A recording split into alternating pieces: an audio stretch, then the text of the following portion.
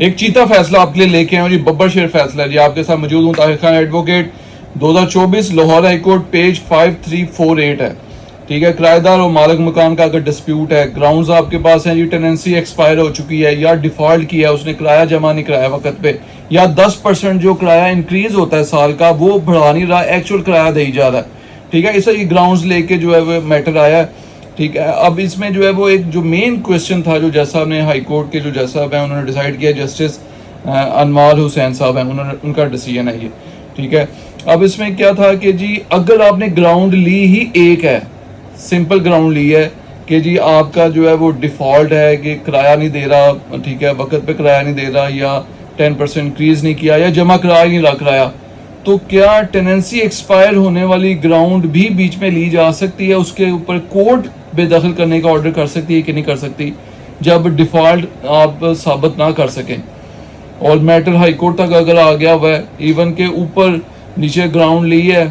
مطلب اس سے Tennessee expire نہیں ہوئی تھی، ابھی جیسا سال کا جو کرایہ نامہ ہوا ہے، سال کا کرایہ نامہ پورا نہیں ہوا، اس نے کرایہ دینا چھوڑ دیا، اس نے بندے نے کیس کر دیا بے دخلی کا، لیکن وہ اس کے جو وہ ڈیفالٹ ثابت نہیں کر سکا کہ جی اس نے کرایہ جمع نہیں کرایا، یہ ثابت نہیں کر سکا،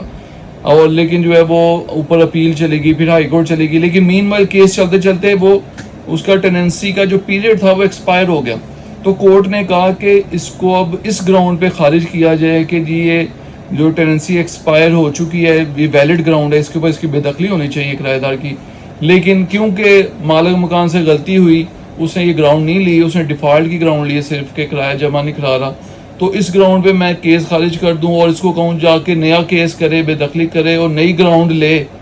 ٹھیک ہے، کہ جی یہ جو ہے وہ ٹیننسی ایکسپائر ہو چکی ہے، میں مزید نہیں چاہتا یہ میری پراپرٹی کے اوپر کرایہ دار رہے، تو وہ دوبارہ سے یہ لنگر آن کرنے کا ہے، مطلب اس سے ڈیلے ہوگا، اور پہلی نمبر آف کیسز عدالتوں میں چل رہے ہیں جس کی وجہ سے ڈیسیجن نہیں ہو رہے اور اتنا برڈن ہے، تو ایک اگر یہ ڈیسیجن ہائی کورٹ سے آ جاتا ہے تو یہ اور برڈن کرنے والی بات ہے کورٹ کو، نچلی کورٹس کو، تو اس سے بہتر ہے کہ کیوں نہ یہیں سے جو اگر بے شک وہ گراؤنڈ ایک ایڈ ہو چکی ہے لیکن نہیں لی اس نے کیس میں، لیکن اب وہ ڈیورنگ پینڈنسی بعد میں آ گئی ہے کہ اس کی ٹیننسی ایکسپائر ہو گئی ہے، کرایہ نامہ کی مدت ختم ہو گئی ہے، تو وہ اس طرح ہی آرڈر کیا جا سکتا ہے، اور اس کے اوپر جو مالک مکان کے فیور میں آرڈر کیا گیا، مطلب لینڈ لارڈ کی